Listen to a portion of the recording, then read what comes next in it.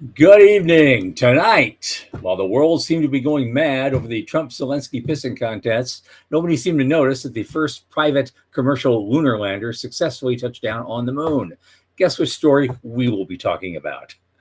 Rocket Lab announces a new flatellite, they call it, designed for mass production of large constellations. And finally, today, we want to talk about how the past may become prologue for the future space economy with a guest who literally wrote the book about the shipping container, the cornerstone of the global economy here on Earth. From the news desk at the Center for Space Commerce and Finance, my name is Thomas Andrew Olson, and this is The Unknown Quantity.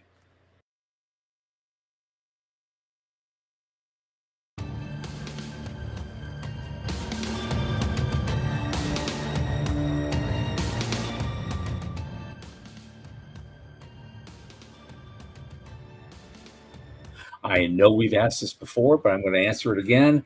What is the Center for Space Commerce and Finance? Well, we champion and strengthen emerging space startups, space scalable SMBs, and space adjacent enterprises worldwide through advisory, access, and advocacy across the funding spectrum. Our programs fortify business plans and investor readiness for founding teams at various levels of development. One of our latest initiatives, of course, is our monthly space microgrants, where we award $1,000 to an aspiring startup each month. If you want to apply for the microgrant, the form is there on the page, and it's very easy to submit. We also encourage our listeners and fans to help support our microgrants. So at the bottom of that page is a link button to the support page where you get the option of a one-time gift or a monthly subscription. $550 to $100 a month for 6 months or more helps a lot of new firms get out of the garage. Now, joining me is one of my favorite podcast producers, entrepreneur, one of my oldest space friends, Michael Lane from Liftport. Michael, I know you're there somewhere. There he is, man.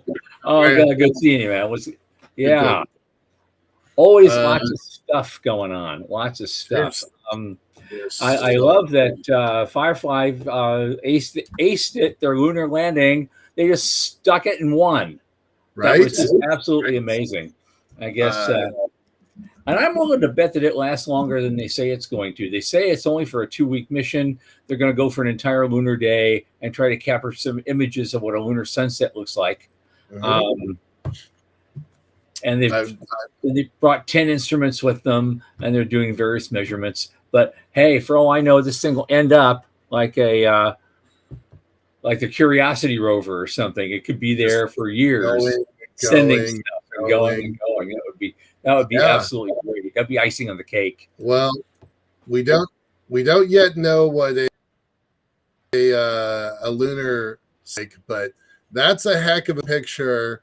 That little pale blue dot back there is us.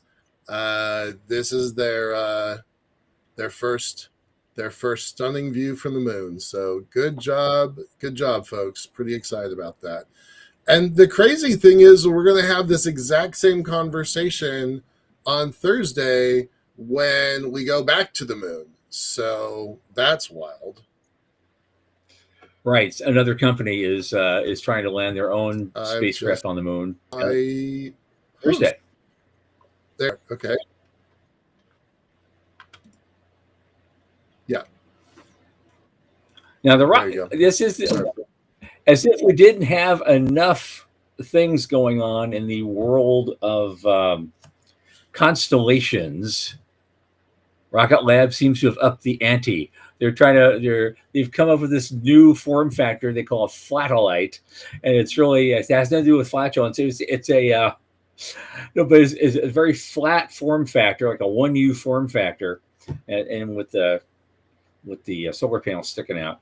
But they say they can manufacture these in a standardized form much faster, and put out more stuff. Now, I don't know what that means for current providers of constellation services. I doubt that Elon Musk is going to say, okay, all my next Starlinks are going to look like this. Right. But I guess if you're looking to do your own constellation in the future, you've got something else to look at. I think this is a really interesting move, right? They're calling it Flatellite. I'm calling it IKEA-sat, but it's the idea that you can, if you build with a different architecture, all of a sudden you can put more stuff on that thing. So you can see this thing is just nice and flat, and you can stack them all the way up. And I think that is going to be a really revolutionary form factor. In the same way that the CubeSat form revolutionized space. Yeah. A lot of people that are new to this think that we always had the CubeSat, but the CubeSat's, I think it was invented about 20 years ago, but it didn't pick up speed and real adoption until about 10 years ago. And it's only been in the last 5 years that they've really, really proven themselves as workhorses in the mostly in the academic community. But there's fourth grade classes building mock-up satellites now. Well, sure. But what I was going to mention, one of the reasons that they caught on so much was simply 3D printing. Mm-hmm. That's what really made that industry fly. So, so you've got this rocket lab that, you could argue that they are a SpaceX competitor. They certainly think so. Absolutely. And they're saying, look,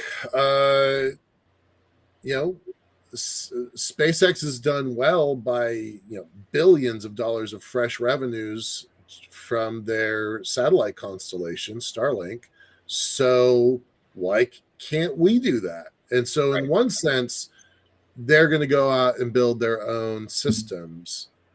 But I think the more interesting element is this idea of standardization, that they're going to create a new form factor, like the CubeSat was a new form factor, that's going to make operational development easier for all the other groups out there that are trying to figure out what to send to space. So I think it's going to be really interesting. It's a somewhat revolutionary, somewhat bold decision, and I think it's a really smart one. So I'm curious to see where that plays out. Yeah. Now, I understand you told me before the show you had a couple of things you wanted to talk about regarding containerization or something. Well, right. We're going to talk to our guest here in a minute, but I want to kind of set the stage for him. Let me show you first this image, this video.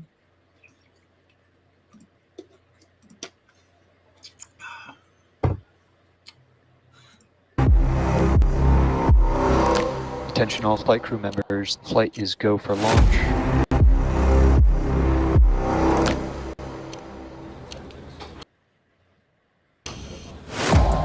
It's been just, goal is to get that turnaround time down to hours. We have liftoff.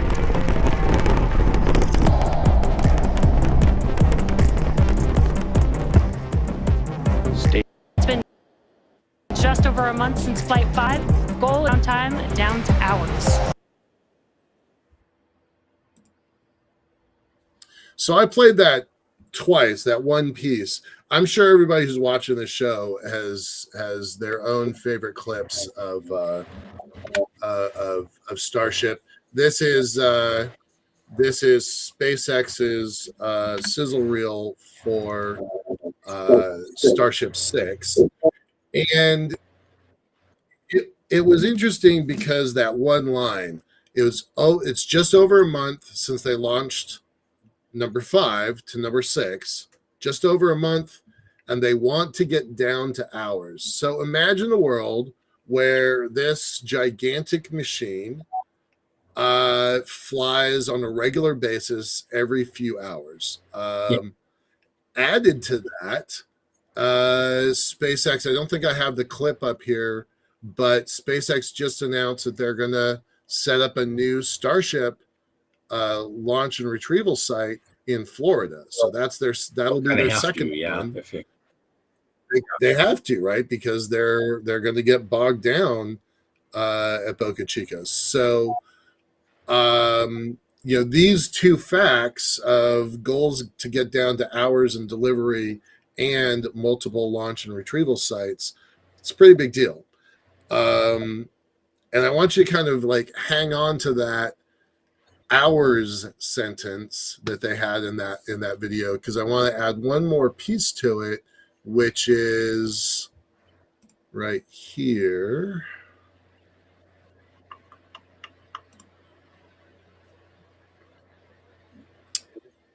This one is a game changer, y'all. We've been watching the Air Force and Air Force Research Labs step-by-step progression for developing, this optimism around Starship, but also this piece. They're picking a new site out deep in the Pacific, not far from Hawaii in relative terms, this rocket cargo program. Now, they've been at this for about 4 years now. This is the first step in point-to-point suborbital. And so for the folks that don't fully understand that, that means launching, whether it's from Texas or Florida, letting the world spin underneath you, and then coming down in Tokyo 45 minutes later. That's kind of what we're talking about, right? Go up suborbitally and come down somewhere else, whether it's Florida where Tom is, or Seattle where I am. Easy hops all around the globe, quickly and simply. And so the Air Force Research Lab has been pioneering this for about 4 years now. We had Colonel Nirav Lad on our show about 4 years ago, talking about the kind of first inception of this. But what's happened now is they've picked a piece of real estate out in the Pacific, this atoll here, and they're going to have rocket landings. I don't think anything's going to launch there. That seems unrealistic. But they're going to have delivering critical supplies to any point on Earth within hours. This is a real thing, right? And so if you couple the idea of flat packed cargo and containerization and systemization with flights every few hours with point-to-point cargo, nobody's talking about people yet. That actually is a bridge still a little too far. But they looked at places that were remote, water all around it, low population. What happens if they crash land, because that would be bad for everybody. So it's 700 miles out from Hawaii, middle of nowhere. We used to do nuclear testing there. I think that's pretty wild. And then re-entry capsules. By the way, Varda just had their first re-entry capsule come down to Australia this week also. So while everybody else was watching the kerfluffle in the White House, in the Oval Office this week, we were watching that point-to-point cargo is being developed near Hawaii, and cargo re-entry is starting to happen out in Australia. So lots of interesting stuff there. Lots of interesting stuff. And on that note, let's get to our main story of the day. I'm going to start by, in way of introduction of our guest, I'm going to start with a repeating a little bit of history of our own here. And I think this is going to be hopefully fascinating to our viewers, because we're going to get a deep dive into the background of how basically the global economy got started and what the lessons we can learn from that moving ahead when we start building an interplanetary economy out there in the high frontier in 3 dimensions. But let's start with this. On April 26, 1956, a crane lifted 58 aluminum truck bodies aboard a refitted oil tanker in Newark, New Jersey, called the Ideal X. Now, 5 days later, the Ideal X sailed into Houston, where 58 trucks were waiting to haul the metal boxes to their destinations. That was the beginning of a revolution that made the global trade boom possible. Before the container ship revolution, the high cost of moving goods was a major impediment to global trade. The container, a simple and entirely soulless steel box held together with welds and rivets, changed all that, driving down transportation costs and in the process reshaping economic geography. A book called The Box, How the Shipping Container Made the World Smaller and the World Economy Bigger, and Michael has it right there. It tells the dramatic story of the creation of that container and the decade of struggle before it was widely adopted, and the seismic shifts it helped bring about. Shifts with far-reaching consequences for workers' communities and an international economy. Our guest tonight is the author of The Box, Marc Levinson. He started out as a journalist with stints at Time, Newsweek, Bureau of National Affairs, now part of Bloomberg, Daily Journal of Commerce. He was a finance and economics editor at The Economist in London, and then he joined J.P. Morgan Chase, where he developed the company's environmental research for institutional investor clients.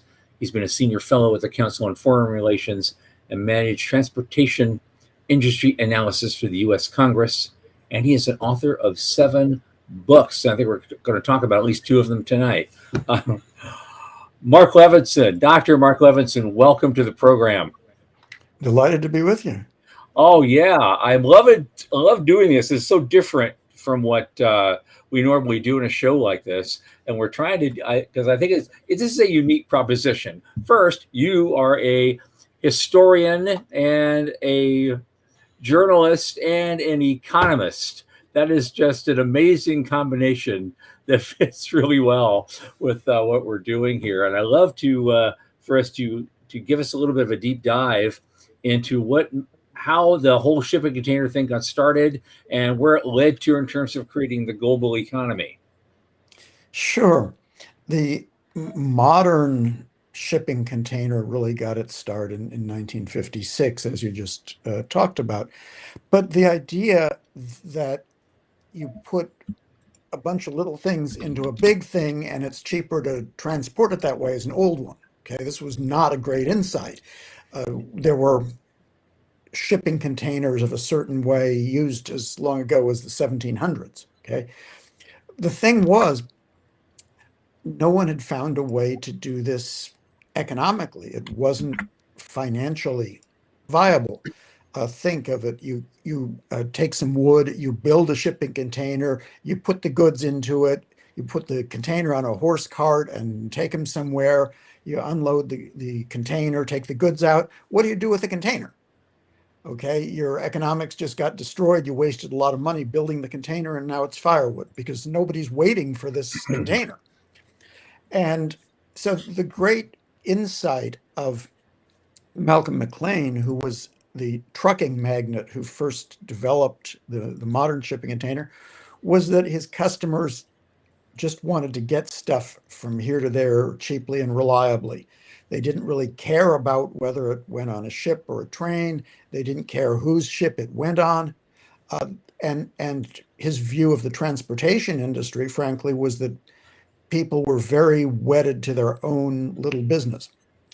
And in fact, that was the case with shipping containers. There were, in the United States, for example, shipping containers used by several different railroads in the 1930s and 1920s even. But you couldn't take a shipping container made to go on one railroad's freight cars and use it on another one. They were all custom made because everybody was afraid of losing this business. And McLean's idea was no. I mean, you can have 100% of something really small, or you can actually build a big business here. And that's what eventually happened. Right.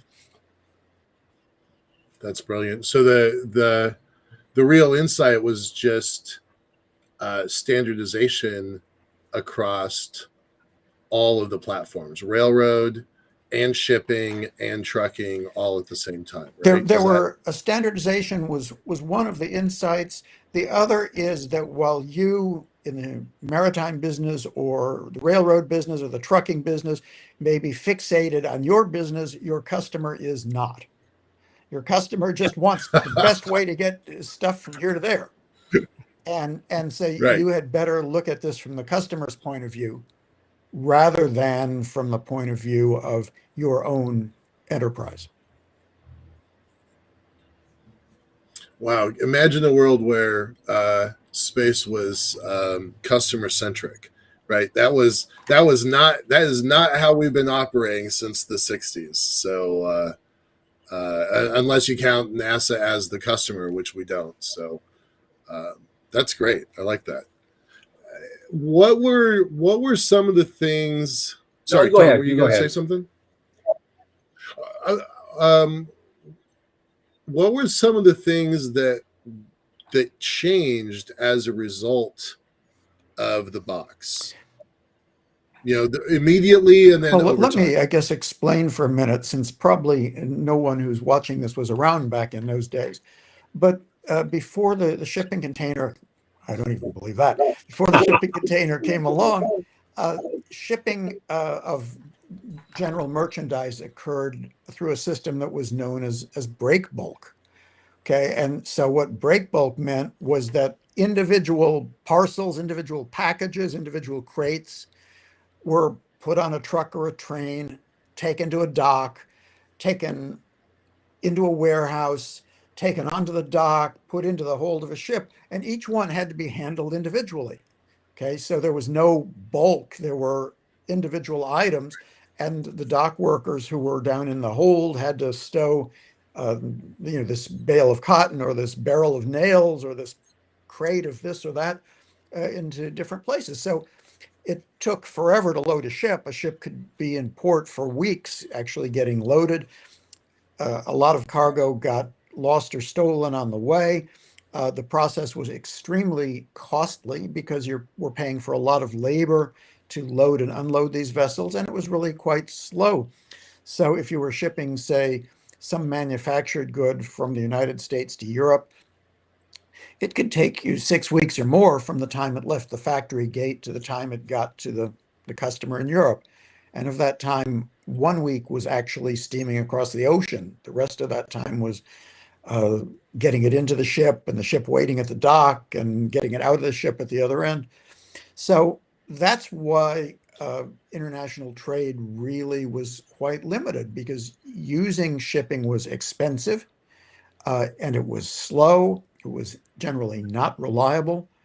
And so you couldn't know with any certainty when your cargo was likely to arrive. And using the ship only got you as far as the dock. Then you had to arrange somehow a train or a truck to take it on toward the destination and pay separately for that. Like you couldn't, there was not Right. what they call today a through bill of lading, where you could just pay once and the whole journey is taken care of. So it was a complicated process. It was a time-consuming process. It was a very expensive process. And the result of it was that a lot of stuff just didn't get traded. Okay. The shipping container really changed that picture. And Yeah. as it cut costs a lot and improved reliability, suddenly things that hadn't been sensible to trade became sensible to trade. Okay. I wanted to ask you because you said that this whole system took about a decade or more to kind of catch on. Yes. Was that a reasonable amount of time, or was there institutional inertia slowing it down in the process? Well, both. Okay. Again, you have to project yourself back into a different world. Mhm. The companies that were in the maritime business a lot of them were using leftover World War II ships that the US government had sold for little money or had just given away. So they had very little by way of fixed costs. They were trying to use use these vessels. The vessels were not well suited to shipping containers because they were not designed for that. Just envision being in the hull of a ship. Okay, guess what? It's curved on both sides. Shipping containers are not. Yeah. So now you've got this box.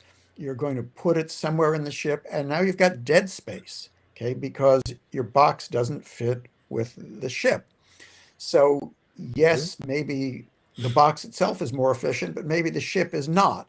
Mhm. So there was a lot of concern about how the system is going to work on the ocean, and there was a lot of concern about the broader transportation system. One of Malcolm McLean's insights really is that all the pieces had to fit together, and if container shipping were just about the ship, it wasn't going to go very far. So there was a lot of innovation that had to take place beyond the container. For example, in the early days, containers were often lifted with forklifts, or sometimes they were lifted with shipyard cranes. The crane would hang down four cables, and then a dock worker had to climb on top of the container and put a hook into four eyes on the top of the container, and then climb down again. And then the container would be lifted onto the ship, and then the dock worker had to climb up on top of the container again and unhook those four hooks. Real efficient. So a lot of things had to happen before the shipping container actually became a widespread means of transportation. It was still like that in 1987. I was in the Marine Corps, and we were loading a ship that was going from Japan to Korea. This is the U.S. Navy. This is not a commercial vessel. And we were all scrambling around on the docks, loading, hooking and unhooking.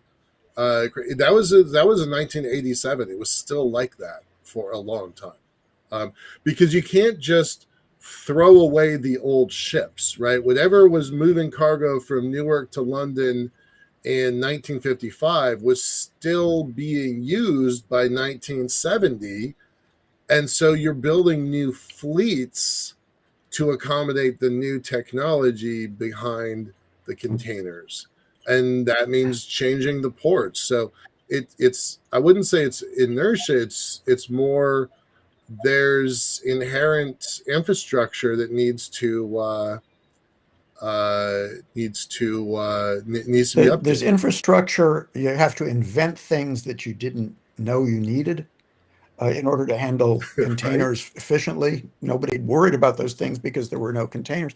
The key element, though, turned out to be the standardization of the container. And the reason for this is that in the early days, as the original container got put to use in various ways, other companies came into the business. They tried containers of their own. And so out on the seas, you had 35-foot long containers, and you had 24-foot long containers, and you had 17-foot long containers. And of course, you couldn't put a 24-foot long container onto a ship that was designed for 35-foot containers. So this was a problem. Most of the early container ships were vessels that had been built years previously and had been adapted for this. And so there was a need for new vessels, but there was no investment. And the reason there was no investment is because the smart money was sitting on the sidelines. The smart money didn't know what size container they should build ships for. And so they decided to wait it out and wait until there was agreement on a standard. There were international negotiations, and in the mid-60s, there were finally international agreements through the International Organization for Standardization about how long a shipping container should be, how wide a shipping container should be, what the pieces that go at the corners to lift it by crane should look like. Once those sorts of things were agreed, then there was a flood of money that went into the industry. Okay, because now people could build a ship and be confident that it would work, and be confident that their ship would not be stranded because they'd guessed wrong about what containers would look like. Okay, well, how long did that take? You anticipated my next question about standardization, because Right, that's yeah. how, of course, that's how it's going to have to work. We're going to have to do that in the future as well, because we started out with the lowly new old shipping container and the old ships. Now we're building new ships, and we're coming up with standards for the containers and presumably standards to hoist them and standards to carry them on a truck. How long did that take? Where are we in the timeline at that point? It took about a decade. So the first modern container voyage was in 1956. Very soon thereafter, the U.S. Navy was really concerned about this. The U.S. Navy didn't know anything about containers, but it had the right to commandeer a lot of U.S. flagged ships in time of war. And the Navy said, so what do we do? We've got ships that are designed for 17-foot containers and ships that are designed for 35-foot containers. Suppose we have an emergency. We need to commandeer these ships, but how do you fight a war when you've got all these different sizes and one container won't fit aboard another ship?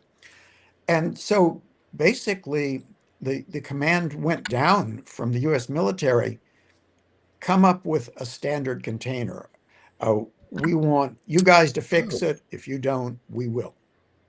And that was the beginning of negotiations that went on for a dozen years. It was really about 1965 before there was agreement on a lot of the basic aspects of the container.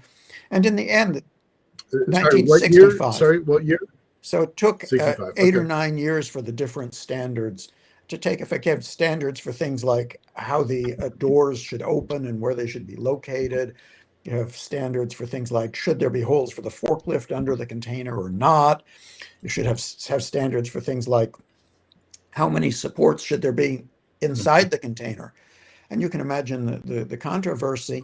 Railroads didn't care if there were supports inside the container.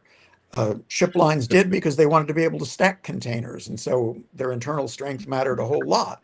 And I really consider that the heroes of the container story were actually the engineers who spent 10 years in smoke-filled rooms talking about things like the strength of container end walls and the location of the supports inside the container. It's really fascinating stuff, and for some people, they saw it through, and at the end of the day, they had an agreement that really opened the way for a lot of private sector investment and made international container shipping a reality. But also opened the way for just a huge booming of the global trade economy. Can you go into a little what happened, what that did, how it opened it up, and maybe the general size Hang on of a how it second. grew? Sure. Hang on, just 1 second, sir. One of our frequent audience members, Dr. Plata, Doug Plata, is a medical doctor. He was asking to go a little bit deeper in standardization. So before we move to the next piece, Tom, I don't want to lose your question, but I want to stick in the standards topic for just a second. You talked about the engineers. How, if the Navy was kind of the catalyst for it, who were some of the beneficiaries? Who were some of the folks that kind of succeeded and won from those standardizations? Well, initially, the standardization really opened the floodgates. The economics of container shipping were, of course, not very well understood.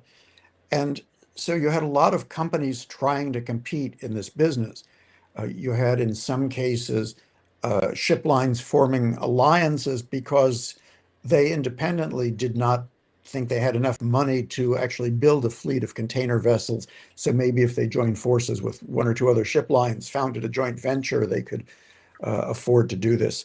So many companies went into the business, but scale increased greatly and the cost of building these vessels increased greatly.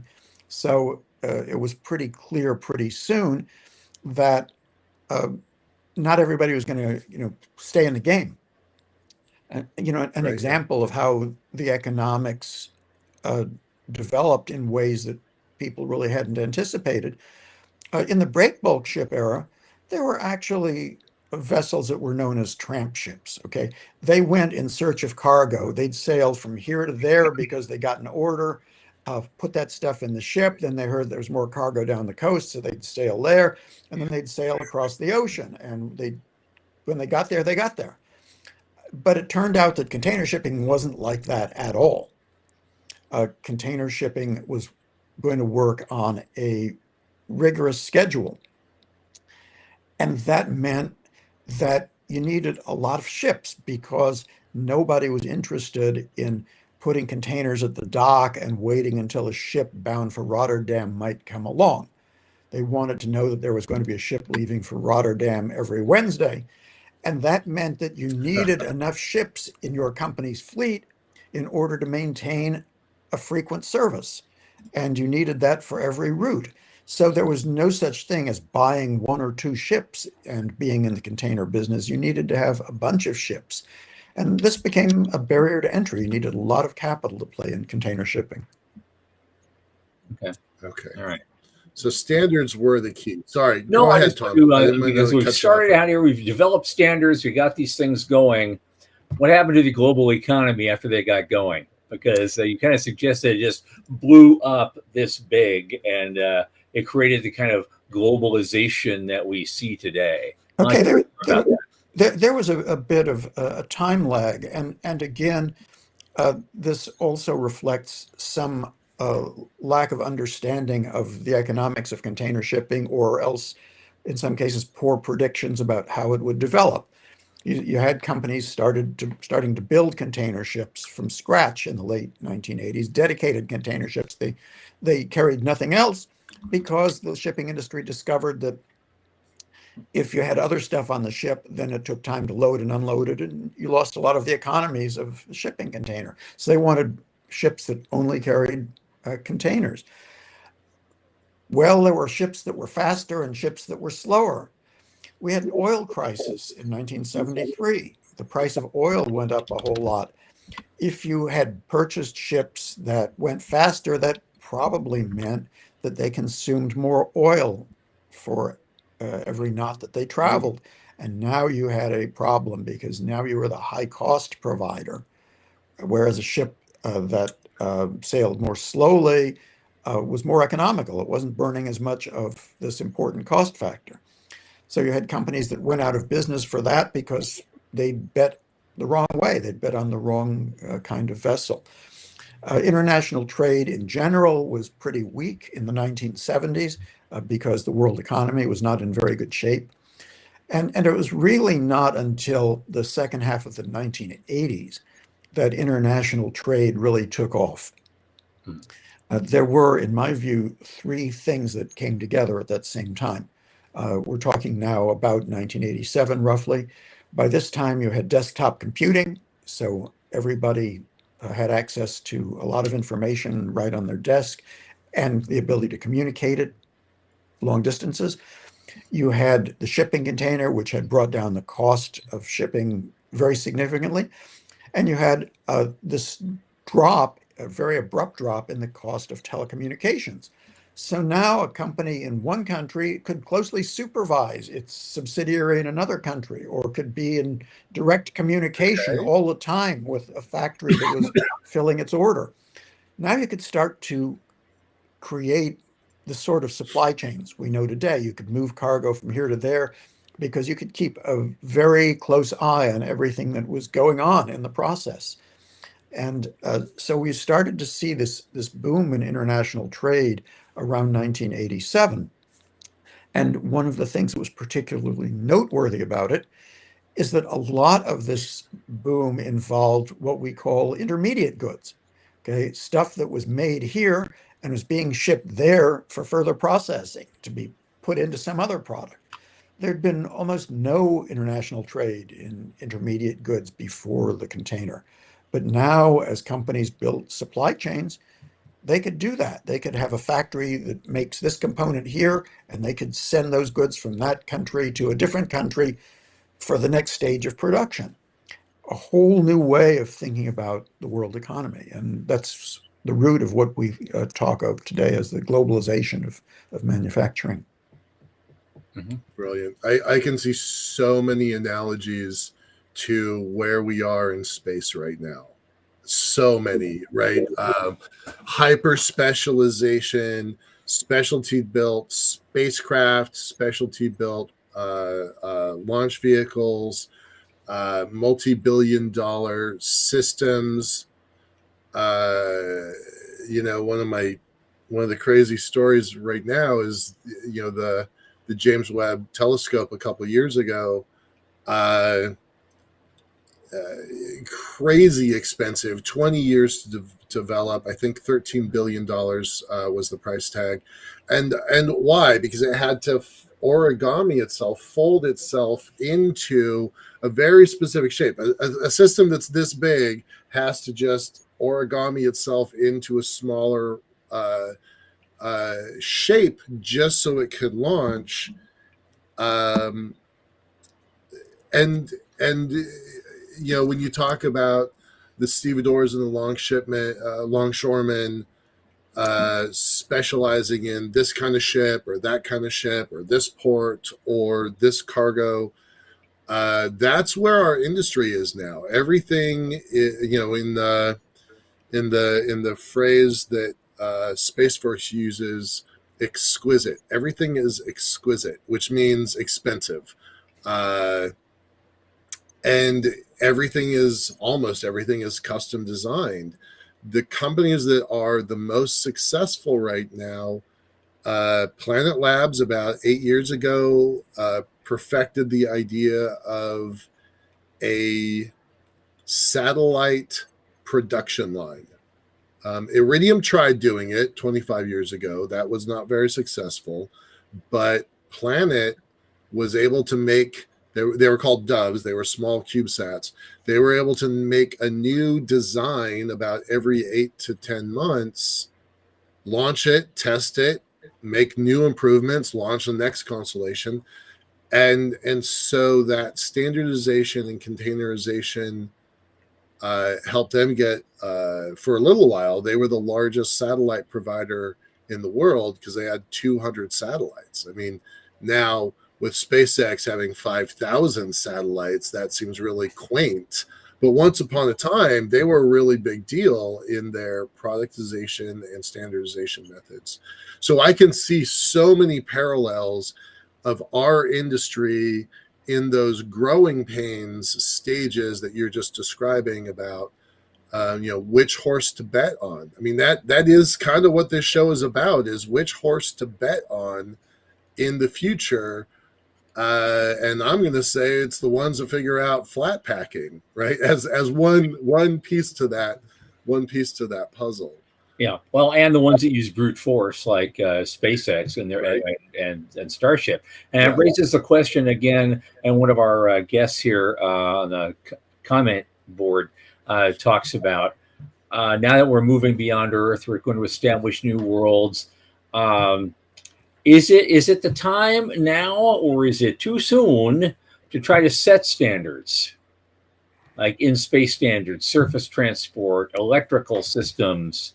All the things you should need to do to have on the engineering side, to have a fully integrated functioning infrastructure wherever you happen to go, whether it's the moon or Mars or the asteroid belt or someplace else.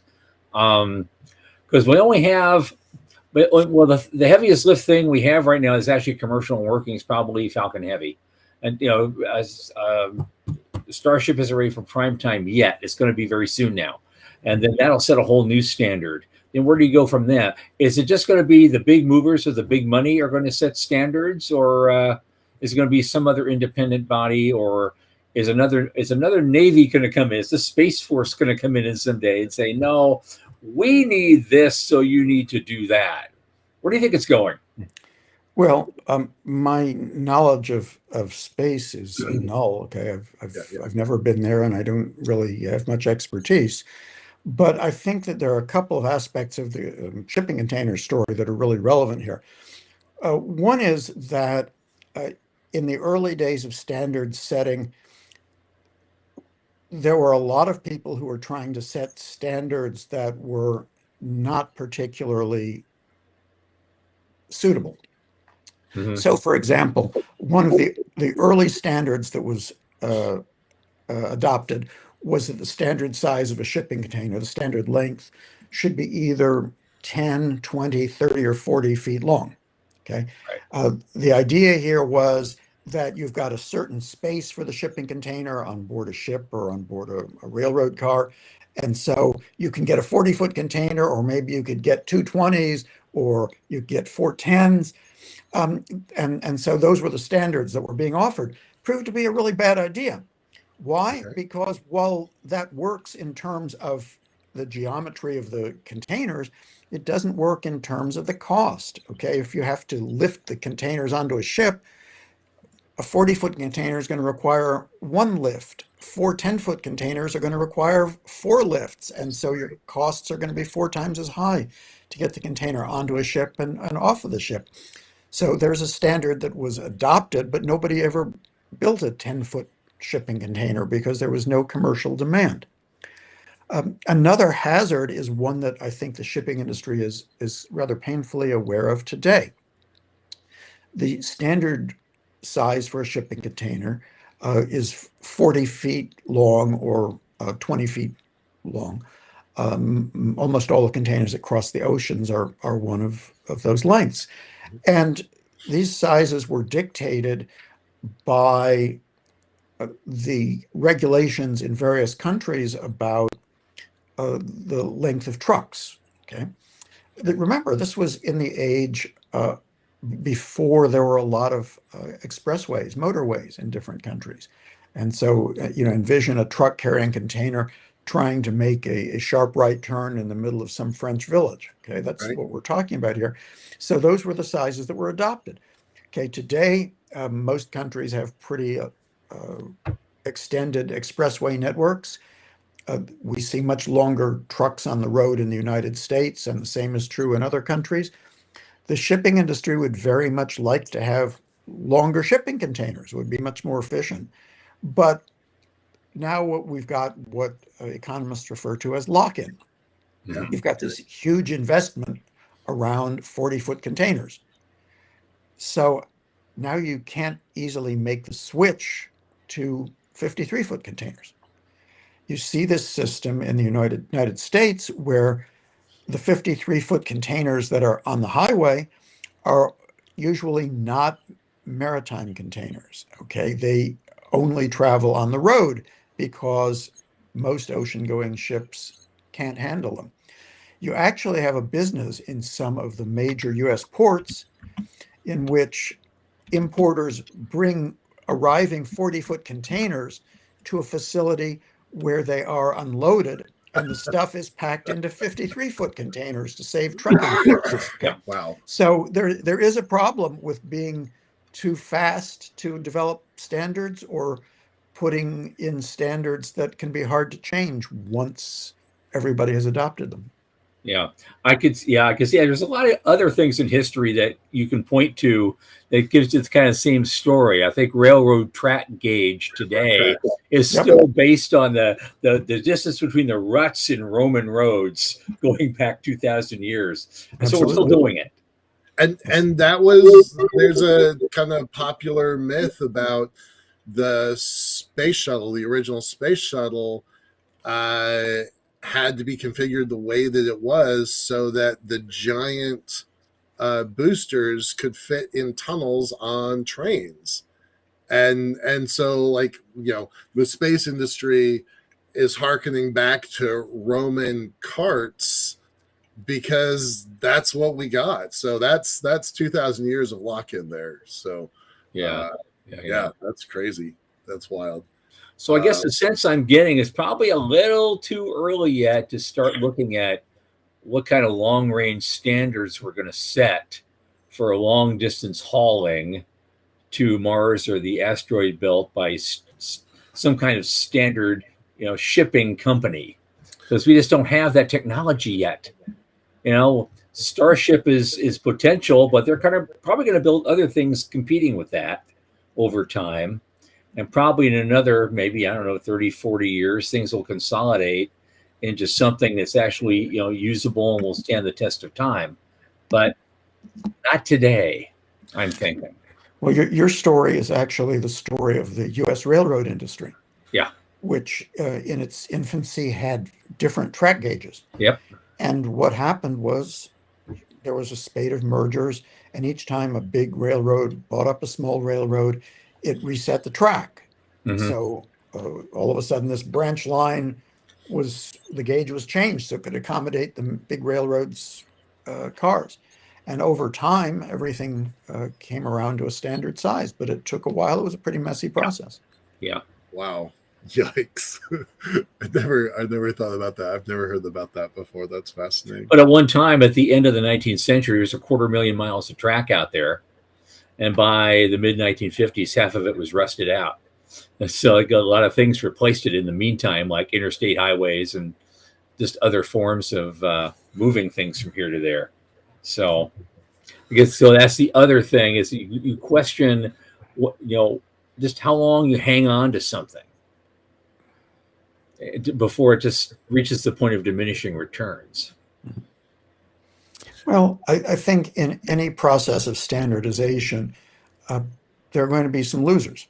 Okay, people have made investments in something that is no longer the standard, and do you pay them off? Right. Do you say, "Oh, tough luck, sorry"? Do you say, "Well, we'll give you a tax break to replace it"? There are different ways to approach this. And I think it's a bit more complicated now than in the early days of the container, because back then, the negotiations in the International Organization for Standardization were mostly among the European countries, the United States, Canada, Japan. The rest of the world really didn't participate. These days, that would be quite different. You'd have a lot of countries that want to be involved in the negotiations, and each one probably has its own pieces of the industry that it wants to make sure don't get hurt. Yep, that's definitely true. Machiavelli is always talking about entrenched interests always win, right? You have to work triply hard to work past entrenched interests. Absolutely. And I feel like if you're a developing space nation, Australia has a developing space program, Mexico has one, Brazil's been around for 20 years, but they're upping their game. There are probably 30 new space agencies in the last 10 years. That's probably not an exaggeration. There's probably 30 in the last 10 years.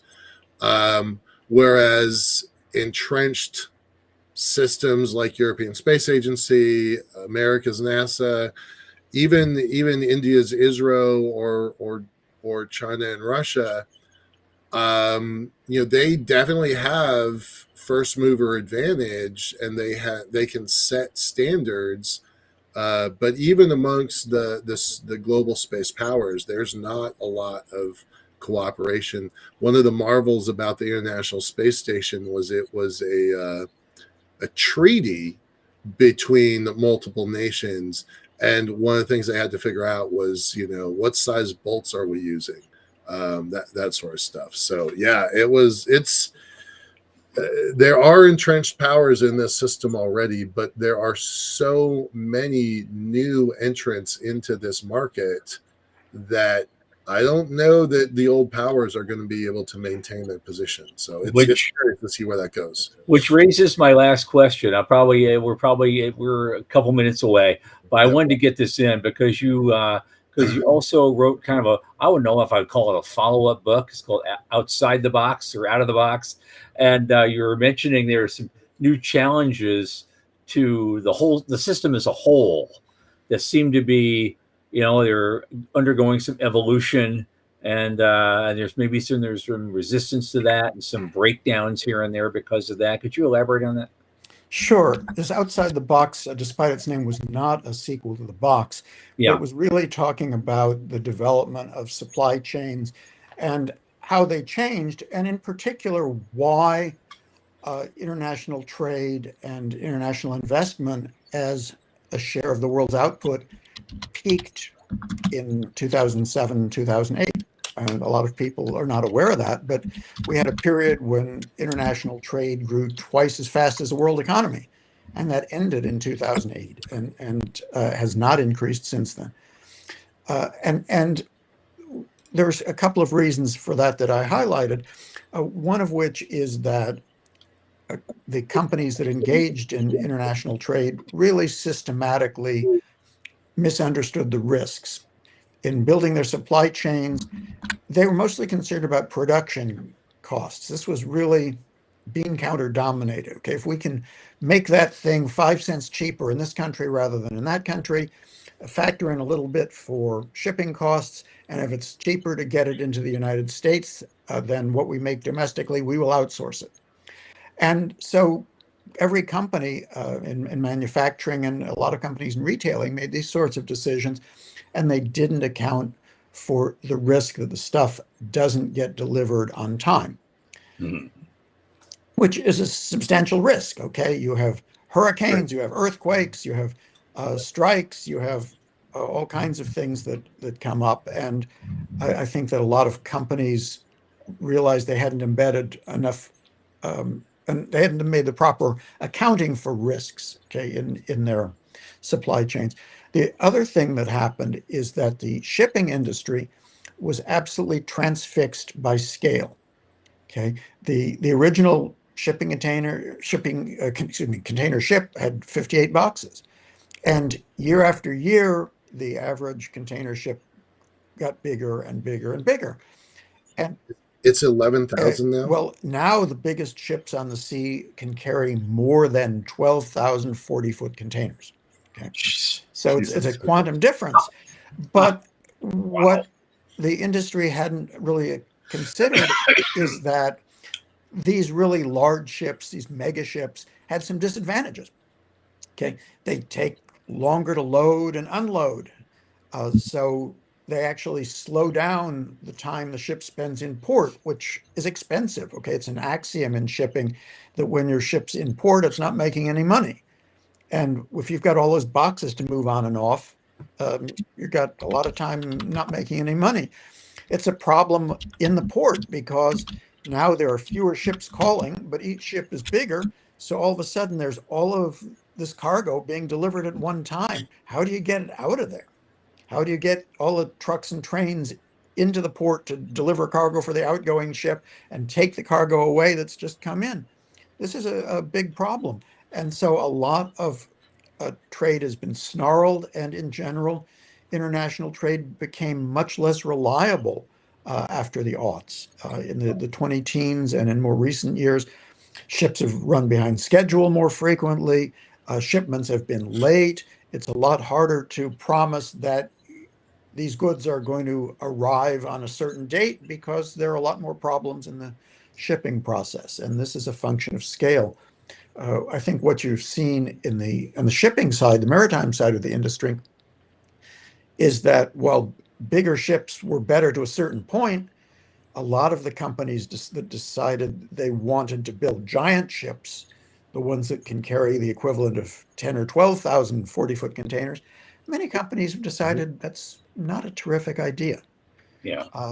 They take too long to load and unload. Oh, and by the way, if markets change, a lot of ports can't handle these giant ships. And so we're seeing more interest in ships that are not so big, but a lot of people made expensive mistakes. Yeah. Yeah. Wow. That's expensive lock-in. This has been a fascinating discussion. I'm glad we did it. We added some unique value this evening for our viewers and listeners. My God, this has been this mind-blowing program. But I'm going to be thinking about this for a long time afterward, and how we can not make the same mistakes that we've done on the oceans, and do something different, which we're going to have to do anyway, because we're going out farther and faster and further, and probably carrying even more stuff out there and back again someday. Dr. Marc Levinson, economist, historian, journalist, and obviously Renaissance man. Thank you so much for being with us. We just really enjoyed having you. Thank you for having me. I learned an enormous amount about space, and I really appreciate that. Great. Great. Thanks very much, sir. Bye-bye. Okay, just a last little wrap up here. We're done. As we mentioned earlier, we're getting very, very aggressive with our programming here at the Unknown Quantity. It's spelled TUQ, kind of pronounced Tuk, not to be confused with a popular Canadian ski hat. But we are moving from 2 shows a month to 2 shows a week. So look for us again Thursday night, 8 p.m. Eastern, and again on Tuesday, the 11th of March. I'll be doing a remote cast from the Satellite 2025 conference in Washington, D.C. on Tuesday, the 11th. On this coming Thursday, we'll be speaking with the winner of February's micro grant, Joe Luttrell from Cube Inc. And from Satellite Conference, we'll also be talking with Marcella Bolt from the Space Generation Advisory Council and all the plans that we have for the Space Generation Congress in Sydney in October. And on that note, from the news desk at the Center for Space Commerce and Finance, thank you from Michael Lane. My name is Thomas Andrew Olson, and keep watching